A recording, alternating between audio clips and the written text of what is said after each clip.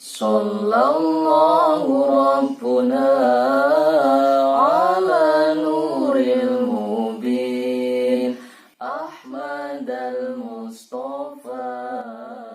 Assalamualaikum warahmatullahi wabarakatuh. Alhamdulillah wassalatu ala man istahaq. Qala rabbi shrah li sadri wa yassir li amri wahlul 'uqdatam min lisani yafqahu qawli. Ilahi anta maksudi wa ridhoka matlubi. Masih berkenaan tentang adabul murid mangasaihihi, adab murid terhadap gurunya, terhadap mursidnya. Yang kemarin sudah 7 tersingkap. Tinggal ingkang ke-8 wa minha adamut tatallungi ila ta'biril waqa'i. Murid hendaknya tidak mengira-ngira tentang kejadian-kejadian yang ajib. Wal mana matilan hal ikhwal berkenaan dengan mimpi. Misal mimpi dia diperintahkan untuk melaksanakan aurat. Mimpi dia bertemu dengan guru. Mimpi dia hal ikhwal tentang perilaku yang berkenaan dengan ketorekotan. Wal mukasafati dan tersingkapnya hal-hal ingkang gaib.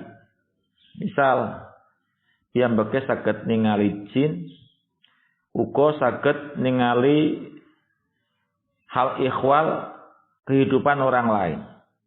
Niki ampun dipun kira-kira piyambak, tapi hendaknya ditanyakan kepada gurunya. Wa induharu falayatan itu ngalahi, walaupun itu sudah sangat jelas. Tapi hendaknya tidak boleh berpegangan, tidak boleh mengikuti alur jalan pikirannya sendiri. Wa bada'arudil haling ala sayhi yakun muntadirun li jawabih. Kalau memang hal tadi sudah disampaikan kepada guru, niki nggih ken sabar. Sabar. Yakun muntadirun, sabar untuk menunggu jawaban.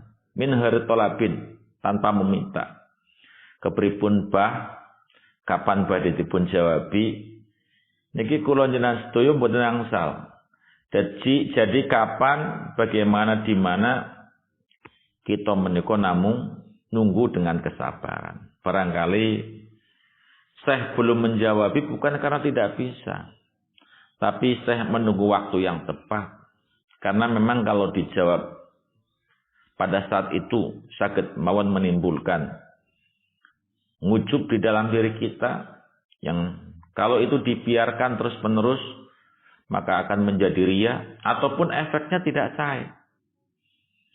Lagi pula mungkin saya sedang menguji kepada kita berapa kesabaran yang ada di dalam diri kita, kesetiaan menunggu jawabannya. Wa in sa'ala ahadun as-saykhungan mas'alatin fa iyaka wal mubaddaru bil jawab. Menawi wonten tiyang tanglet kalian Syekh dari satu masalah, misal takon tentang masalah ketorekotan atau masalah yang berkenaan dengan ngubudiyah, dan tanyanya kepada Syekh, fa iya kawal mubaddaru bil jawab. Kula njenengan sedaya ampun kesusu. Mboten angsal kedengkul. Tidak boleh kesusu untuk menjawabi permasalahan yang sedang ditanyakan oleh Syekh. Ya, jadi saat Syekh ditanyakan kebetulan kita berada, Syekh belum menjawab, kita menika namung sam'an. Kita mendengarkan apa yang disampaikan. Walaupun saya itu lambat menjawab, kita tidak boleh kesusu menjawabnya. Kenapa? Karena boleh jadi jawaban yang nanti akan diberikan, saya menghendaki agar kita tidak bisa agar kita tidak mendengar. Saya menunggu orang lain untuk meninggalkan tempatnya. Kalau memang ada isyarah-isyarah, hendaknya kita menyingkirkan dulu ninggalaken nggih, tinggalaken rumiyin. Ya, ataupun hal ikhwal yang lain, mungkin juga saya sedang menguji apakah dia bersabar menunggu atau mboten. Nggih sami seperti permintaan kita kepada Syekh, jangan terburu-buru. Jika ada pertanyaan orang lain kepada Syekh, kita pun tidak boleh menjawabinya. Wa minha alla yafsiya li syaihi sirron. Wa minha alla yufsiya. Hendaknya murid menika mboten kenging menyebarkan sirron li syaihi, rahasia-rahasia yang dimiliki oleh Syekh. Apalagi menawi rahasia-rahasia menika berkenaan kelawan martabat ingkang boten sae. Napa malih dengan rahasia yang tersimpan ini, misal nyawa ataupun keluarganya ataupun hartanya Syekh menika saged dirugikan. Walau nusira bil manasir. Niki menawi murid dipaksa untuk membocorkan rahasianya, maka hendaknya ia pertahankan sampai titik darah terakhir. Walau nusira senjadin geraji bil manasir. Walaupun tiang menika dipun geraji dengan gegeraji. Sinoso dipun geraji, hendaknya ia tetap menyimpan rapat-rapat rahasia Syekh. Wa minha ala yatajawaja qatu imra'atan ra'a sayhuhuma ila tajawuj biha. Hendaknya murid niki mboten kenging nikahi.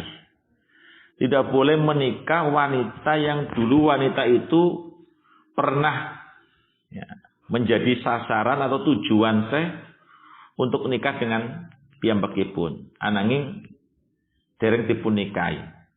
Misal saya menika mencintai seseorang, tapi karena memang ada hal ikhwal sehingga dia tidak melangsungkan kepelaminan.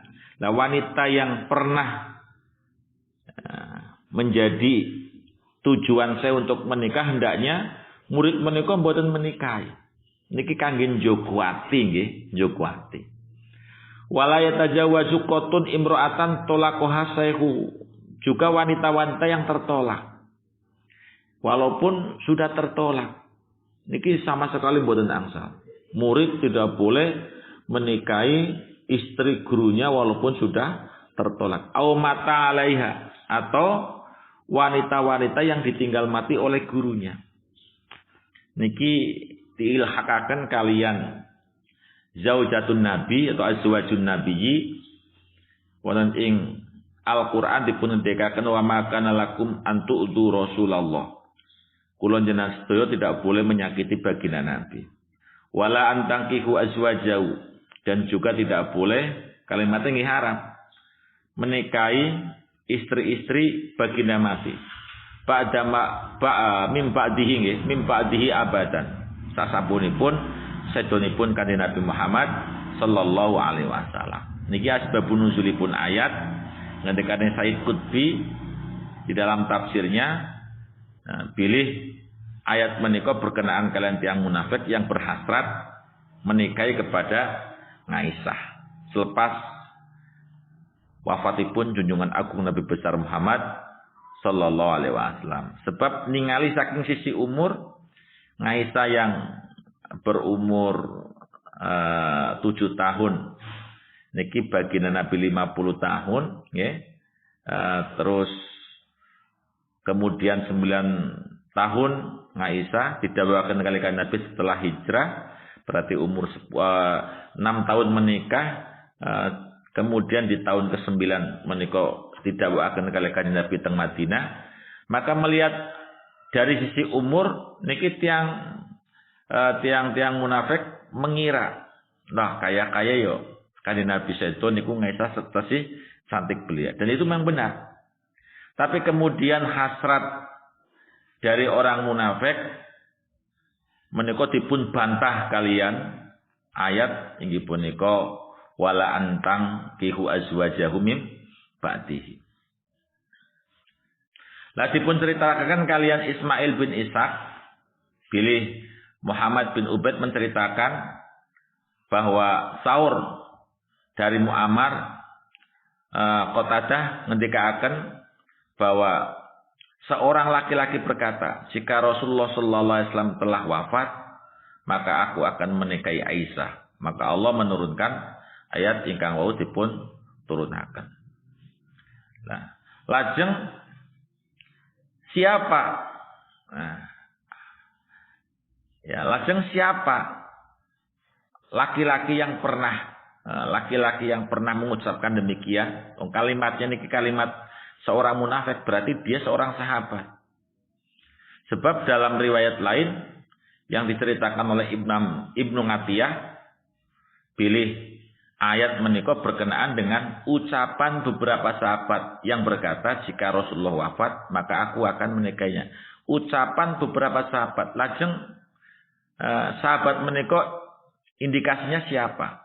Lah mengenai sahabat yang berkeinginan menikahi Dewi Aisyah selepas wafatnya Nabi, menika mboten riwayat ingkang sahih. Mboten riwayat ingkang sahih. Sinoso Imam Qurtubi nate ngendikaken bahwa ada indikasi orang yang akan menikahi Dewi Aisyah pada wafatih atau mimbadihi, anang pendapat menika lajeng dipun cabut. Ya. Sebagaimana Imam Qurtubi ngendikaken, bilih Ibnu Abbas nate nyebutaken orang yang badhe menikahi setelah wafatnya Nabi nggih punika Thalqah bin Ubaidah. Niki cerita saking riwayat saking Mu'ammar. Nanging sasampunipun piyambakipun nyeritaken bilih sahabat yang pernah badhe menikahi Aisyah menika adalah Thalqah bin Ubaidillah. Menurut pendapat Qurtubi ingkang nate ngagem pendapat niki, dikatakan saking Mu'ammar bilih penyebutan Thalqah itu tidak benar. Artinya pun tidak ada nama yang jelas yang secara sahih hadisnya dipun ceritakan bahwa piyambakipun menika ingin menikahi istri Rasulullah sallallahu alaihi wasallam. Lajeng hukumipun dari ayat menika Imam Syafi'i mengendikaken bahwa istri-istri Nabi Muhammad sallallahu alaihi wasallam setelah sepeninggalan beliau tidaklah halal dinikahi oleh siapapun. Dan barang siapa yang menghalalkan, maka dia telah keluar dari Islam ataupun kafir. Kenapa? Karena menurut Imam Ibnu Taimiyah bahwa istri-istri baginda Nabi adalah menikahi istri baginda Nabi adalah suatu penghinaan atas baginda Nabi dan melecehkannya. Istri-istri Nabi, sebab istri-istri Nabi menika kelak akan menjadi istrinya di akhirat, dan mereka adalah hak baginda Nabi, bukan hak orang lain. Dan istri-istri Nabi adalah ummahatil mukminin. Istri-istri Nabi adalah ibu daripada orang-orang mukmin. Loh, menikah ibu menikah hukumipun haram.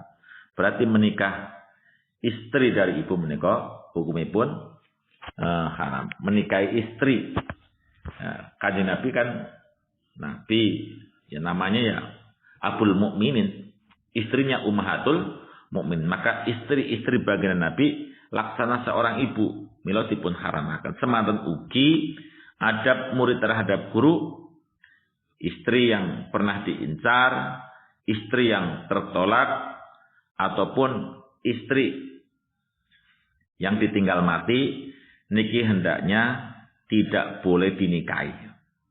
Niki ilhaqipun kalian ayat ingkang temurun kalian tiang munafik kangge ngaromaken istri-istri baginda Nabi selepas pernikahannya. Wa minha alla yushiru qattu ala sahibi ra'yin idza stasyarahu fi fi'li syai'in aw tarkahu. Hendaknya murid menika tidak boleh memberikan pendapat tentang melaksanakan atau meninggalkan sesuatu nalikan diajak musyawarah kalian gurunipun. Fal yarutu al amro ila syai'. Sedaya dikembalikan kepada gurunya. I'tiqadan minhu annahu alamu bihi, alamu minhu bil umur. Hendaknya ia meyakini bahwa gurunya itu sudah lebih tahu. Wa hunyangan istisyaratihi, dan dia tidak membutuhkan dari pendapatnya sendiri. Wa inama istasyarahu tahabbuban lahu malam takum al-qara'inu al-wadihatu ala khilafi dzalika. Guru mengajak kita bermusyawarah ini karena mengungkapkan rasa kecintaan saja, bukan membutuhkan pendapat kita. Malam takum al-qara'inu al-wadihatu ala khilafi dzalika, selagi belum ada dalil-dalil yang shareh yang berkenaan guru meminta kita untuk memberikan pendapat. Kalau memang guru memberikan pendapat, apalagi beliau juga dengan ungkapan yang jelas, monggo sampean jawabi. Ya maka jawabinya saja. Ya, kalau tidak demikian maka hendaknya dia menjaga. Kalaupun guru meminta kita untuk berpendapat, maka berilah pendapat dengan kamalul adab. Ya, adab yang terbaik di depan guru. Sallallahu Rabbuna ala